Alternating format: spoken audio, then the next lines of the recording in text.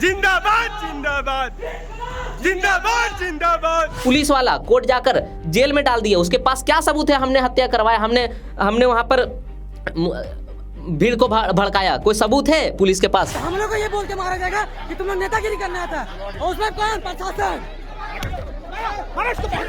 15 धाराएं लगाए गए हैं जिसमें अहम 4 है। मैं एक बता देता हूं। 109 धारा अटेम्प्ट टू मर्डर, पुलिस को जान से मारने की कोशिश। जो सचिव है उनको भी, सौरभ कुमार, उनको भी गिरफ्तार किया जाता है जी।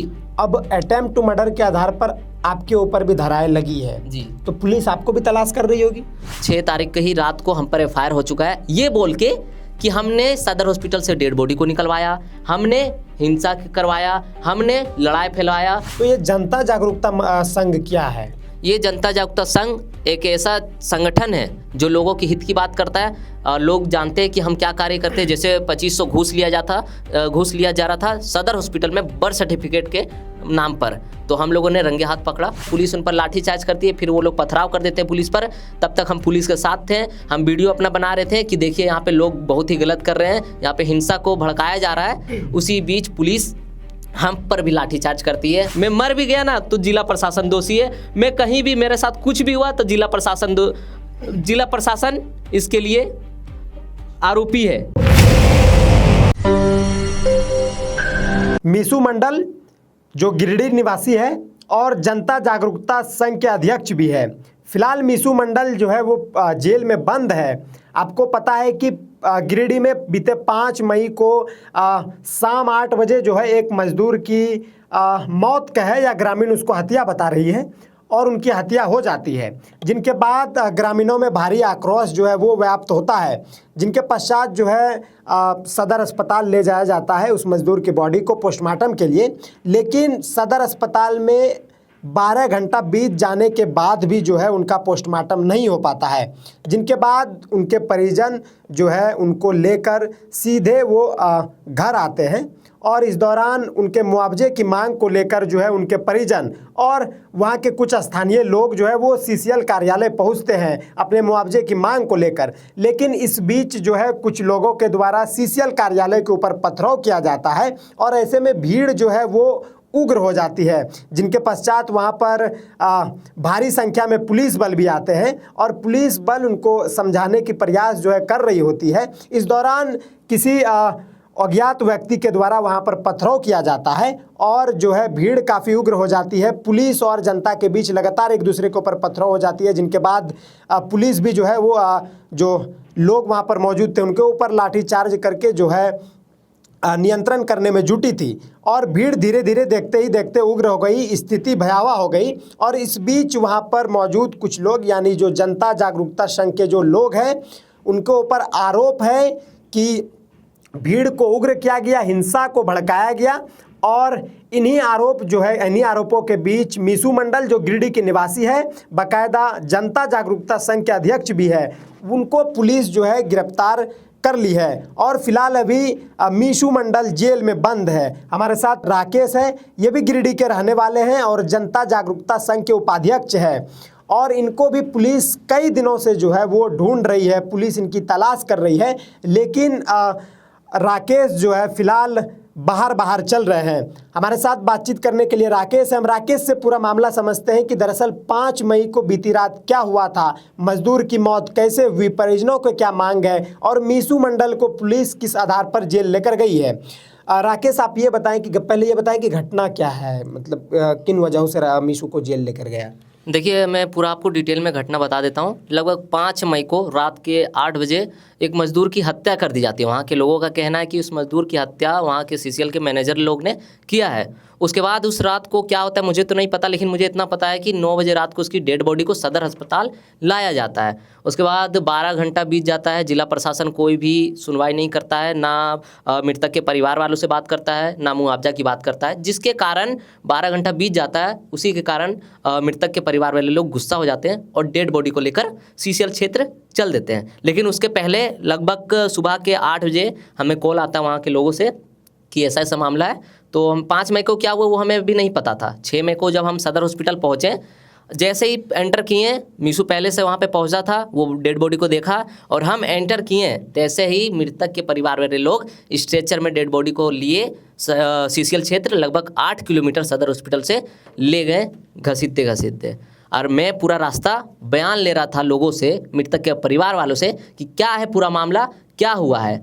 तो उसके बाद जैसे सीसीएल पहुँचे, मैं वीडियो बना रहा था, सामने मेरे एसडीपीओ आते हैं, एसडीपीओ सर जी आते हैं और मुझे कहते हैं कैमरा नीचे करो, और अपने सहकर्मी से बोलते हैं कि इसको गाड़ी में बैठाओ, इसको अरेस्ट करो। लेकिन उसके सहकर्मी सुनते नहीं हैं, जिसके कारण मैं वहाँ से निकल जाता हूँ, क्योंकि मैं वहाँ पर मुआवजा की बात करने नहीं गया था, मैं बस एक रिकॉर्डिंग कर रहा था। और मीशू जो सदर से ही चल जाता अपना हेयरिंग के लिए, कोर्ट चल जाता है, मीशू वहाँ पे पहुँचता भी नहीं है। जिसके बाद मैं 2 घंटा के मतलब घर चल जाता हूँ। फिर 2 घंटा के बाद मैं, मीशू और सौरभ, मीशू अध्यक्ष है जनता युक्त संघ का, सौरभ सचिव है और मैं उपाध्यक्ष हूँ, तीनों पहुँचते हैं वहीं पे सीसीएल क्षेत्र में। और वहाँ पे पहुँचते हैं तो देखते शांतिपूर्ण बना हुआ है और मुआवजा की बात चल रही है, तो हम लोग शांति से खड़ा हो जाते हैं। कुछ देर के बाद कुछ लोग अपने में गुस्सा होते हैं और जाके सीसीएल का ऑफिस को तोड़ देते हैं।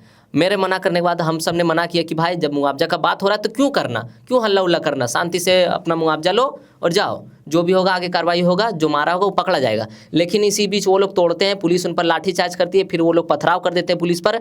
तब तक हम पुलिस के साथ थे, हम वीडियो अपना बना रहे थे कि देखिए यहाँ पे लोग बहुत ही गलत कर रहे हैं, यहाँ पे हिंसा को भड़काया जा रहा है। उसी बीच पुलिस हम पर भी लाठीचार्ज करती है, मुझे भी मारा जाता है 2 झापड़, मीशू को भी मारा जाता है, सौरभ को आप देख ही लिए कि वीडियो में कैसा रगेद रगेद के मारा गया है।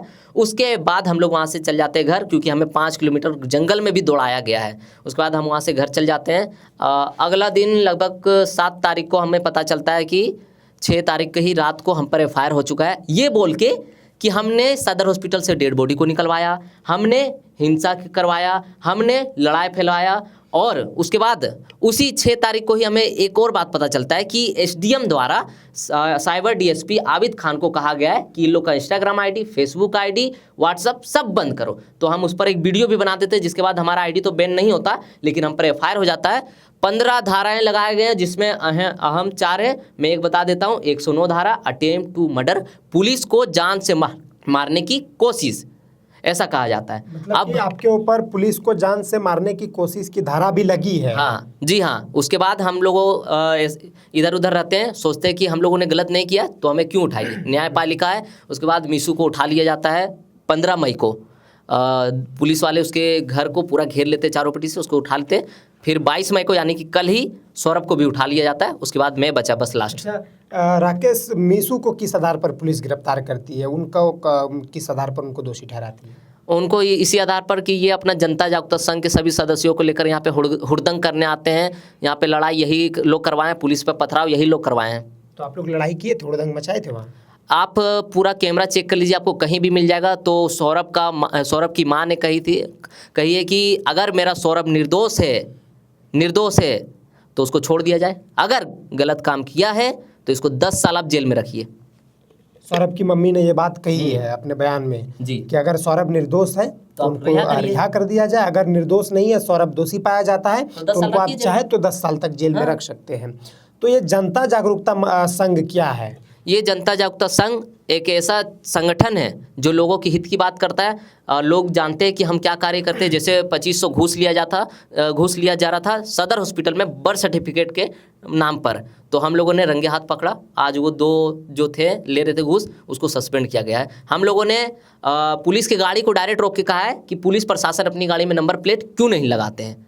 हमने राशन डीलरों को पकड़ा है कि 2 किलो राशन आप गरीब का क्यों काटते हैं, एक तो गरीब 2 आदमी है, 10 किलो मिलता है, उसमें भी आप 2 किलो काट लेते। ऐसा बहुत कारनामा किए हैं, जिसके कारण हम पर नज़र सबकी बनी रही है। हम कोई पॉलिटिकल पार्टी से इन्वॉल्व मतलब उनसे जुड़े हुए नहीं है। तो 15 मई को मीशू मंडल को गिरफ्तार किया जाता है और 22 तारीख को यानी कि पिछले दिन जो सचिव है उनको भी, सौरभ कुमार, उनको भी गिरफ्तार किया जाता है जी। अब अटेम्प्ट टू मर्डर के आधार पर आपके ऊपर भी धाराएं लगी है जी। तो पुलिस आपको भी तलाश कर रही होगी? जी, मुझको भी तलाश कर रही है। मैं आप क्या बताऊं, मैं बस स्टैंड पे सो रहा हूं, रेलवे स्टेशन पे सो रहा हूं, इधर उधर भटक रहा हूं, गिरिडीह से बाहर हूं मैं। मतलब इस देश को हम लोग लोकतंत्र मानते हैं कि लोकतांत्रिक देश है। आर्टिकल 19 फ्रीडम ऑफ स्पीच, हम अपना अधिकार छीन सकते हैं, सामने से लड़ के ले सकते हैं, लेकिन यहाँ पर आपके अधिकारों को दबाया जा रहा है। ये लोकतंत्र नहीं, ये राजतंत्र कहलाता है। तो अभी कहाँ सो, जैसे कि आपको पुलिस तलाश कर रही है, पुलिस आपको ढूंढ रही है, आपको गिरफ्तारी है, तो पुलिस लगातार जगह जगह पर छापेमारी कर रही है, तो इस दौरान आप सोना वोना कैसे हो रहा है?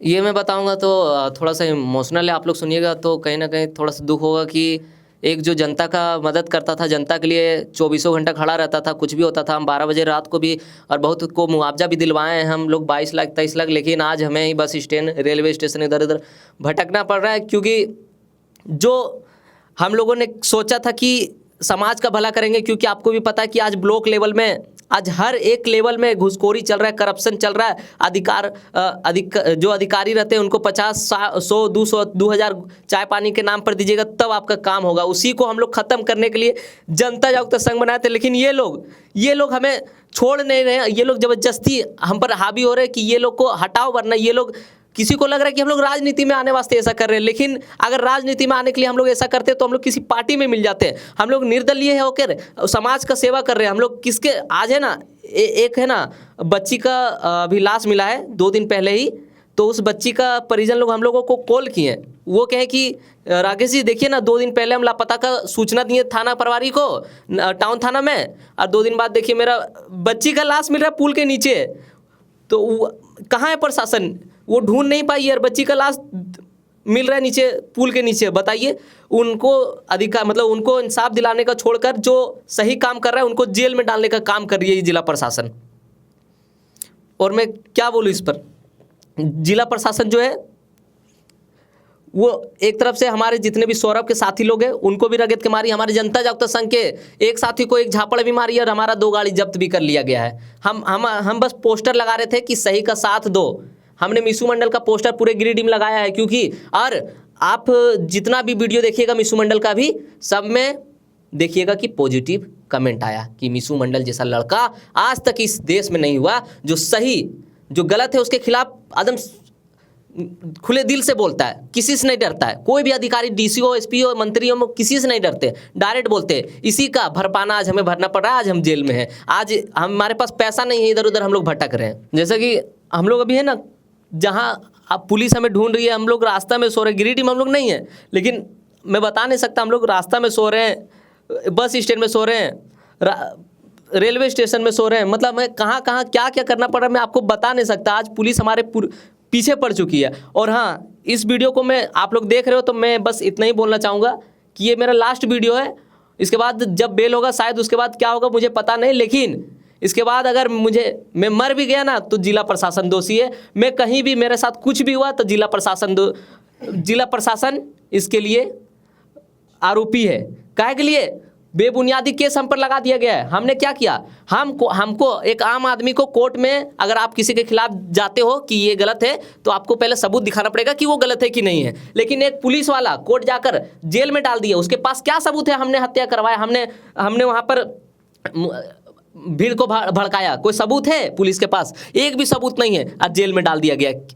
आज हम भटक रहे रास्ते रास्ते में। तो हमारे साथ ये राकेश थे, जो उपाध्यक्ष है जनता जागरूकता संघ के, और ये भी गिरिडीह निवासी है। हमने आपको पूरे घटना के बारे में, राकेश ने भी आपको डिटेल से बताया। हमने भी आपको बताया कि किस तरीके से बीते 5 मई को सीसीएल में घटना घटती है, एक मजदूर की जान चली जाती है, जिनको बाकायदा वहाँ के ग्रामीण जो है, उनके परिजन जो है सीसीएल के कर्मियों के ऊपर हत्या का आरोप लगाते हैं, जिनमें से लोग कह रहे हैं कि मैनेजर के द्वारा उनकी हत्या की गई है। लेकिन मामला क्या है ये तो पुलिस को ही पता है, जांच रिपोर्ट में ये चीज़ें सामने आएगी। लेकिन जिस तरीके से पीड़ित परिजन मुआवजा की मांग को लेकर जिस तरीके से सीसीएल कार्यालय पहुंचे थे कि भाई हमको मुआवजा चाहिए, मुआवजा की मांग को लेकर वो लोग पहुंचे थे वहां पर, लेकिन इस बीच जो है किसी अज्ञात व्यक्तियों द्वारा पथराव किया जाता है और सीसीएल कार्यालय के कुछ हिस्सों को क्षतिग्रस्त कर दिया जाता है उनके द्वारा, जिनके बाद भारी पुलिस बल की तैनाती वहां पर होती है। पुलिस घटनाओं को जो है नियंत्रण करने में जुटती है, लेकिन इस बीच पुलिस के ऊपर भी पथराव हो जाता है और पुलिस के द्वारा भी ग्रामीणों के ऊपर लाठी चार्ज किया जाता है। इस बीच जनता जागरूकता संघ के जो लोग हैं ग्रामीणों को समझाने बुझाने का प्रयास कर रही थी, उनको रोकने का प्रयास कर रही थी कि ये गलत है, आप इनको ऐसे ना करें। और इनके बावजूद जो है गिरिडीह पुलिस जनता जागरूकता संघ के अध्यक्ष मिसू मंडल, उपाध्यक्ष राकेश कुमार और जो उनके सचिव है सौरभ कुमार, इन तीनों के ऊपर एफआईआर मुख्य रूप से दर्ज किया जाता है। राकेश कुमार जो हमारे साथ बैठे हैं, इनके ऊपर अटेम्प्ट टू मर्डर का धारा दर्ज है, सब पर अटेम्प्ट टू मर्डर का धारा दर्ज है, सब पर 15 धारा। हाँ, तीनों पुलिस के नज़र में जो है अपराधी है और बाकायदा 2 लोग जो जनता जागरूकता संघ के अध्यक्ष हैं मीसू मंडल, वो भी जेल में है, जो सचिव है सौरभ कुमार, वो भी जेल में बंद है। फिलहाल पुलिस राकेश कुमार जो उनके उपाध्यक्ष है, पुलिस इनकी तलाश में है। पुलिस लगातार झारखंड के कई जगहों पर जो है छापेमारी कर रही है, लेकिन जो है राकेश का कहना है कि मेरे ऊपर बेबुनियाद केस लगाया गया, झूठा आरोप जो है वो पुलिस के द्वारा लगाया गया है और पुलिस जो है हमें लगातार छानबीन कर रही है। राकेश ने अपने इंटरव्यू में हमें ये भी बताया कि ये उनका अंतिम वीडियो हो सकता है और आज के बाद अगर राकेश को कुछ भी होता है या इनके साथ अप्रिय घटनाएं कुछ भी घटती है तो इनके जिम्मेदार राकेश कुमार ने जिला प्रशासन को ठहराया है।